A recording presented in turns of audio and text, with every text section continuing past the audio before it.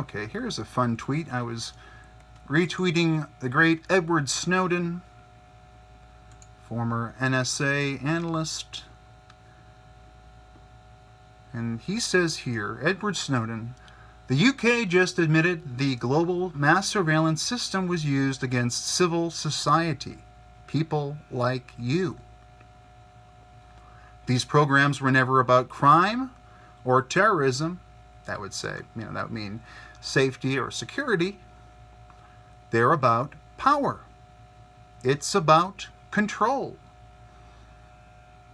So I say here, in response to Edward Snowden, money, power, control. Absolute power corrupts absolutely. I've seen some commentary since Brexit that highlights how the people of the UK did not understand what they were voting for. In light of Article 13, among many other things, does it matter? They chose wisely. Those that voted to leave, in my opinion, chose wisely. Because we're seeing here a creeping authoritarianism from the UK government, from the EU, and of course, we've also seen in other areas of the world, Google partnering with the Chinese government. There's questions around that. Do your research, check it out, seek subject matter experts, and look around on what Google's been doing, on top of their, normal social engineering behavior.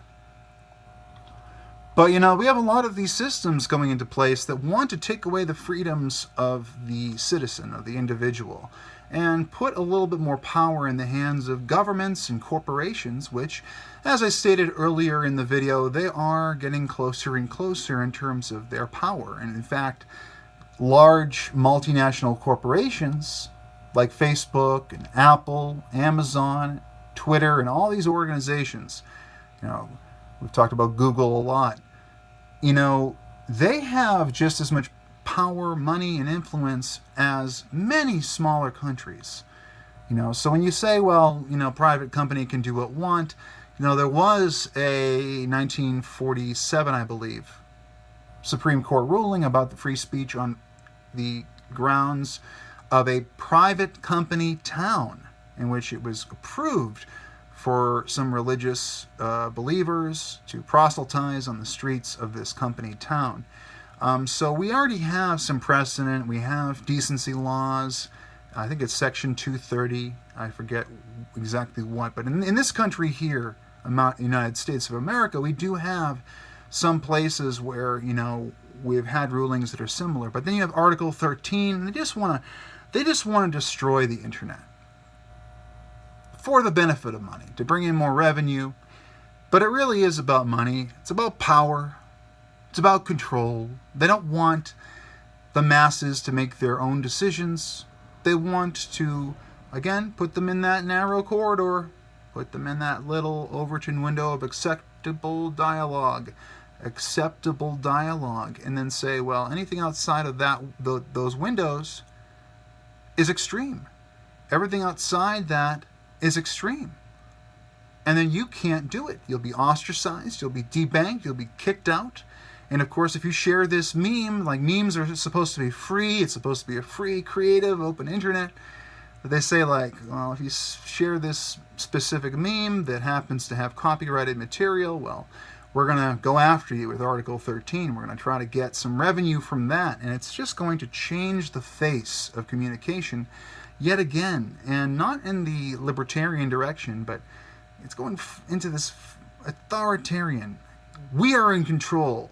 We tell you what you can and can't do, what you can and can't say, and we are listening to the lobbyists and the corporations and the authoritarians. We're listening to irrational people that are wrapped up in this modern religion of censorship, that they just want to get rid of everybody they don't agree with. It's no good. It's not good from a philosophical perspective.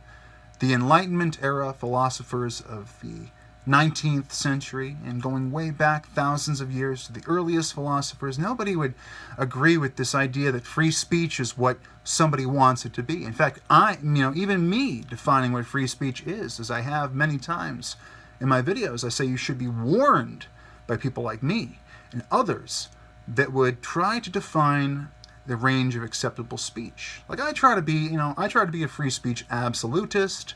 There are limits, credible threats of direct harm, and calls to violence, incitement to violence, calling fire in a crowded theater, unconsented pornography, defamation, slander, libel, doxing. Like we can kind of agree on a lot of these and a few other select scenarios where you don't want to have speech. And again, me defining that can get me some negative attention from people that are more free speech absolutists. Believe me, I would love to be. Don't mind platforming even people that are considered hate. I want their bad ideas, in my opinion, to be aired. I want that dialogue to happen. I want to be able to point to somebody and say, this is a bad hombre. I think so anyway. And that's my free speech. They have the right to their free speech. And the good ideas rise to the top. And oftentimes the bad ideas, they sink to the bottom over time. That's the process I like. And so, but then you get, absolute power, and absolute power corrupts absolutely. It corrupts absolutely. Like when you give people the power to silence or to control the dialogue or to control any system, really it's any system. When you have a system that has levers you can pull and control it however you'd like, well, it's human nature. Can't escape it. It will be taken advantage of. It will be abused whenever there's a chance. You've seen it in the economic systems a lot.